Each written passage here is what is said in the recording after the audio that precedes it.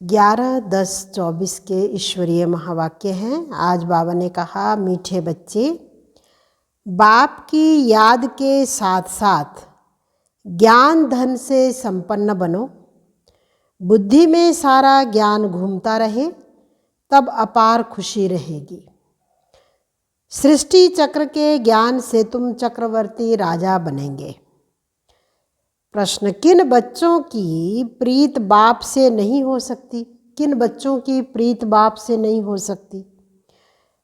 उत्तर है, जो रौरव नरक में रहने वाले विकारों से प्रीत करते हैं। ऐसे मनुष्यों की प्रीत बाप से नहीं हो सकती। तुम बच्चों ने बाप को पहचाना है, इसलिए तुम्हारी बाप से प्रीत है। दूसरा प्रश्न है, किसे सतयुग में आने का हुक्म ही नहीं है? उत्तर है, बाप को भी सतयुग में आना नहीं है, तो वहाँ काल भी नहीं आ सकता है। जैसे रावण को सतयुग में आने का हुक्म नहीं, ऐसे बाबा कहते, बच्चे, मुझे भी सतयुग में आने का हुक्म नहीं। बाबा तो तुम्हें सुखधाम का लायक बनाकर घर चले जाते हैं, उन्हें भी लिमिट मिली हुई है। ओम शांति। रूहानी बाप बैठ रूहानी बच्चों को समझाते हैं। रूहानी बच्चे याद की यात्रा में बैठे हुए हैं। अंदर में ये ज्ञान है ना कि हम आत्माएं याद की यात्रा पर हैं। यात्रा अक्षर तो जरूर दिल में आना चाहिए। जैसे वह यात्रा करते हैं हरिद्वार अमरनाथ जाने की, यात्रा पूरी की, फिर लौट आते हैं। वहाँ फिर तुम बच्चों की बुद्धि में है, यहाँ तुम बच्चों की बुद्धि में है कि हम जाते हैं शांति धाम। बाप ने आकर हाथ पकड़ा है, हाथ पकड़कर पार ले जाना होता है ना। कहते भी हैं हाथ पकड़ लो, क्योंकि विषय सागर में पड़े हैं। अब तुम शिव बाबा को याद करो और घर को याद करो। अंदर में ये आना चाहिए कि हम जा रहे हैं, इसमें मुख से कुछ बोलना नहीं है, अंदर में सिर्फ याद रहे। बाबा आया हुआ है लेने के लिए, याद की यात्रा पर जरूर रहना है। इस याद की यात्रा से ही तुम्हारे पाप कटने हैं, तब ही उस मंजिल पर पहुँचेंगे। कितना क्लियर बाप समझाते हैं, जैसे छोटे बच्चों को समझाया जाता है। सदैव बुद्धि में हो कि हम शिव बाबा को याद करने जा रहे हैं। बाप का काम ही है पावन बनाकर पावन दुनिया में ले जाना। बच्चों को ले जाते हैं, आत्मा को ही यात्रा करनी है। हम आत्माओं को बाप को याद कर घर जाना है। घर पहुँचेंगे, फिर बाप का काम पूरा हुआ। बाप आते ही हैं पतित से पावन बनाकर घर ले जाने। पढ़ाई तो यहाँ ही पढ़नी है। भल घूमो फिरो, कोई भी काम काज करो, बुद्धि में याद रहे। योग अक्षर में यात्रा सिद्ध नहीं होती है, योग सन्यासियों का है। तब तो सब है मनुष्यों की मत। वो सब मनुष्यों की मत। आधा कल्प तुम मनुष्य मत पर चले हो, आधा कल्प दैवी मत पर चले थे।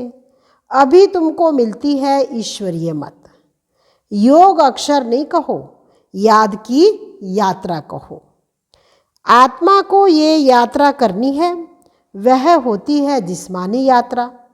शरीर के साथ जाते हैं, इसमें तो शरीर का काम ही नहीं।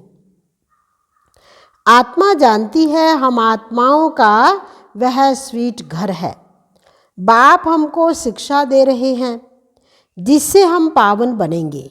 याद करते करते तमो प्रधान से सतो प्रधान बनना है।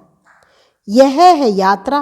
हम बाप की याद में बैठते हैं, क्योंकि बाबा के पास ही घर जाना है। बाप आते ही हैं पावन बनाने। सो तो पावन दुनिया में जाना ही है, बाप पावन बनाकर बाप पावन बनाते हैं, फिर नंबरवार पुरुषार्थ अनुसार तुम पावन दुनिया में जाएंगे।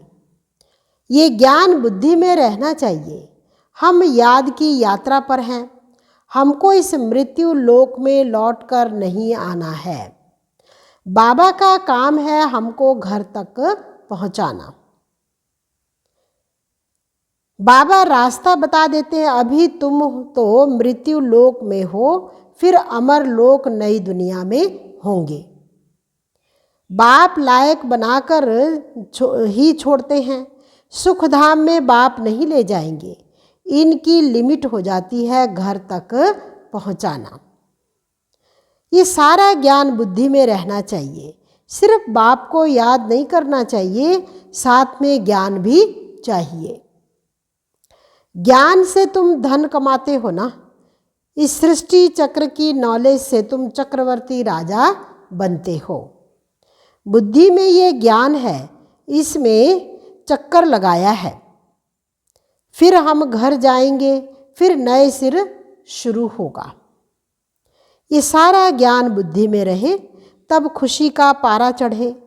बाप को भी याद करना है, शांतिधाम सुखधाम को भी याद करना है।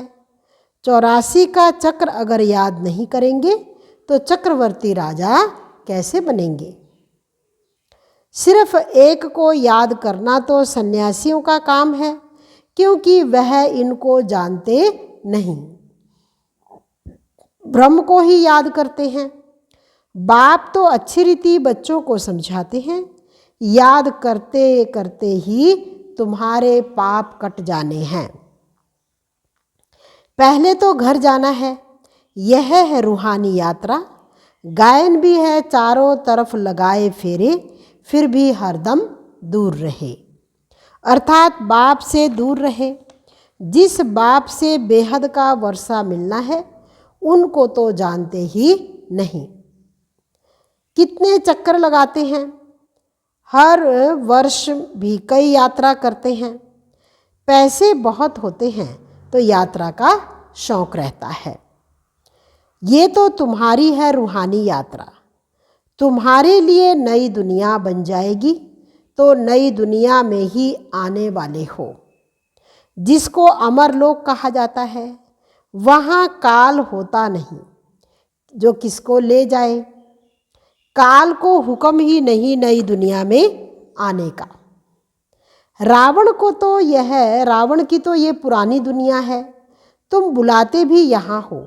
बाप कहते हैं मैं पुरानी दुनिया में पुराने शरीर में आता हूँ, मुझे भी नई दुनिया में आने का हुक्म नहीं। मैं तो पतितों को ही पावन बनाने आता हूँ। तुम पावन बन फिर औरों को भी पावन बनाते हो। सन्यासी तो भाग जाते हैं, एकदम गुम हो जाते हैं, पता ही नहीं पड़ता है कहाँ चला गया, क्योंकि वह ड्रेस ही बदल लेते हैं। जैसे एक्टर रूप बदलते हैं, कभी मेल से फीमेल बन जाते हैं, कभी फीमेल से मेल बन जाते हैं। ये भी रूप बदलते हैं। सतयुग में थोड़ी ऐसी बातें रहेंगी। बाप कहते हैं हम आते हैं नई दुनिया बनाने। आधा कल्प तुम बच्चे राज्य करते हो, फिर ड्रामा प्लान अनुसार द्वापर शुरू होता है। देवताएं मार्ग में चले जाते हैं। उन्हों के बहुत गंदे चित्र भी जगन्नाथपुरी में हैं। जगन्नाथ का मंदिर है। यूँ तो उनकी राजधानी थी, जो खुद विश्व के मालिक थे। वह फिर मंदिर में जाकर बंद हुए। उनको काला दिखाते हैं। इस जगन्नाथ के मंदिर पर तुम बहुत समझा सकते हो, और कोई इनका अर्थ समझा नहीं सकते। देवता ही पूज्य से पुजारी बनते हैं। वह लोग तो हर बात में भगवान के लिए कहते हैं आपे ही पूज्य आपे ही पुजारी। आप ही सुख देते आप ही दुख देते हो। बाप कहते हैं मैं तो किसको दुख ही नहीं देता हूँ। ये तो समझ की बात है। बच्चा जन्मा तो खुशी होगी, बच्चा मरा तो रोने लग पड़ेंगे। कहेंगे भगवान ने दुख दिया। अरे ये अल्पकाल का सुख दुख तुमको रावण राज्य में ही मिलता है, मेरे राज्य में दुख की बात ही नहीं। सत्युग को कहा जाता है अमर लोक, इनका नाम ही है मृत्यु लोक। अकाले मर पड़ते हैं, वहाँ तो बहुत खुशियाँ मनाते हैं, आयु भी बड़ी रहती है। बड़ी में बड़ी आयु 150 वर्ष की होती है। यहाँ भी कभी कभी ऐसे कोई की होती है, परंतु यहाँ तो स्वर्ग नहीं है। कोई शरीर को बहुत संभाल से रखते हैं तो आयु बड़ी भी हो जाती है, फिर बच्चे भी कितने हो जाते हैं, परिवार बढ़ता जाता है, वृद्धि जल्दी होती है। जैसे झाड़ से टालियाँ निकलती हैं, 50 टालियाँ और उनसे फिर और 50 निकलेंगी, कितना वृद्धि को पाते हैं। यहाँ भी ऐसे है, इसलिए इनका मिसाल बड़ के झाड़ से देते हैं। सारा झाड़ खड़ा है, फाउंडेशन है नहीं। यहाँ भी आदि सनातन देवी देवता धर्म का फाउंडेशन है नहीं। कोई को पता ही नहीं देवताएं कब थे, वह तो लाखों वर्ष कह देते हैं, आगे तुम कभी ख्याल भी नहीं करते थे। बाप ही आकर ये सब बातें समझाते हैं। तुम अभी बाप को भी जान गए हो और सारे ड्रामा के आदि मध्य अंत ड्यूरेशन आदि सब को जान गए हो। नई दुनिया से पुरानी दुनिया से कैसे, नई दुनिया पुरानी नई कैसे बनती है ये कोई नहीं जानते। अभी तुम बच्चे याद की यात्रा में बैठते हो। ये यात्रा तो तुम्हारी नित्य चलती है। घूमो फिरो परंतु इस याद की यात्रा में रहो। ये है रूहानी यात्रा, तुम जानते हो। भक्ति मार्ग में हम भी उन यात्राओं पर जाते थे, बहुत बार यात्रा की होगी जो पक्के भक्त होंगे। बाबा ने समझाया है, एक शिव की भक्ति करना वह है अव्यभिचारी भक्ति, फिर देवताओं की होती है, फिर 5 तत्वों की भक्ति करते हैं। देवताओं की भक्ति फिर भी अच्छी है क्योंकि उन्हों का शरीर भी सतो प्रधान है, मनुष्यों का शरीर तो पतित है, वह तो पावन है। फिर द्वापर से लेकर सब पतित बन पड़े हैं, नीचे गिरते आते हैं। सीढ़ी का चित्र तुम्हारे लिए बहुत अच्छा है समझाने का। जिन की भी कहानी बताते हैं ना, ये सब दृष्टांत आदि सब इस समय के ही हैं, सब तुम्हारे ऊपर ही बने हुए हैं। भ्रमरी का मिसाल भी तुम्हारा है, जो कीड़ों को आप समान ब्राह्मण बनाती है। यहाँ के ही सब दृष्टांत हैं। तुम बच्चे पहले जिस्मानी यात्रा करते थे, अभी फिर बाप द्वारा रूहानी यात्रा सीखते हो। ये तो पढ़ाई है ना। भक्ति में देखो क्या क्या करते हैं, सबके आगे माथा टेकते रहते हैं, एक के भी ऑक्यूपेशन को जानते नहीं। हिसाब किया जाता है ना, सबसे जास्ती जन्म कौन लेते हैं, फिर कम होते जाते हैं। ये ज्ञान भी अभी तुमको मिलता है। तुम समझते हो बरोबर स्वर्ग था। भारतवासी तो इतने पत्थर बुद्धि बने हैं, उनसे पूछो स्वर्ग कब था तो लाखों वर्ष कह देते हैं। अभी तुम बच्चे जानते हो विश्व के मालिक थे, कितने सुखी थे। अब फिर हमको बैगर टू प्रिंस बनना है। दुनिया नई से पुरानी होती है ना, तो बाप कहते हैं मेहनत करो। ये भी जानते हैं माया घड़ी घड़ी भुला देती है।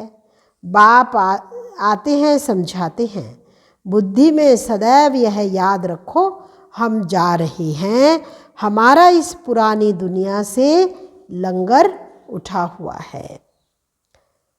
नैया उस पार जानी है, गाते हैं ना, नैया हमारी पार ले जाओ। कब पार जानी है ये जानते नहीं हैं, तो मुख्य है याद की यात्रा। बाप के साथ वर्षा भी याद आना चाहिए। बच्चे बालिग होते हैं तो बाप का वर्षा ही बुद्धि में रहता है। तुम तो बड़े हो ही, आत्मा झट जान लेती है, ये बात तो बरोबर है। बेहद के बाप का वर्षा है ही स्वर्ग। बाबा स्वर्ग की स्थापना करते हैं तो बाप की श्रीमत पर चलना पड़े। बाप कहते हैं पवित्र जरूर बनना है, पवित्रता के कारण ही झगड़े होते हैं। वह तो बिल्कुल ही जैसे रौरव नरक में पड़े हैं और ही जास्ती विकारों में गिरने लग पड़ते हैं, इसलिए बाप से प्रीत रख नहीं सकते। विनाश काले विपरीत बुद्धि है ना। बाप आते ही हैं प्रीत बुद्धि बनाने। बहुत हैं जिनकी रिंचक भी प्रीत बुद्धि नहीं है, कभी बाप को याद भी नहीं करते हैं। शिव बाबा को जानते ही नहीं है, मानते ही नहीं हैं। गान माया का पूरा ग्रहण लगा हुआ है, याद की यात्रा बिल्कुल ही नहीं। बाप मेहनत तो कराते हैं, ये भी जानते हो। सूर्यवंशी चंद्रवंशी राजधानी यहाँ ही स्थापन हो रही है। सत्युग त्रेता में कोई भी धर्म स्थापन होते नहीं। राम कोई धर्म स्थापन नहीं करते, ये तो स्थापना करने वाले बाप द्वारा यह बनते हैं। और धर्म स्थापक और बाप के धर्म स्थापना में रात दिन का फर्क है। बाप आते ही हैं संगम पर, जबकि दुनिया को बदलना है।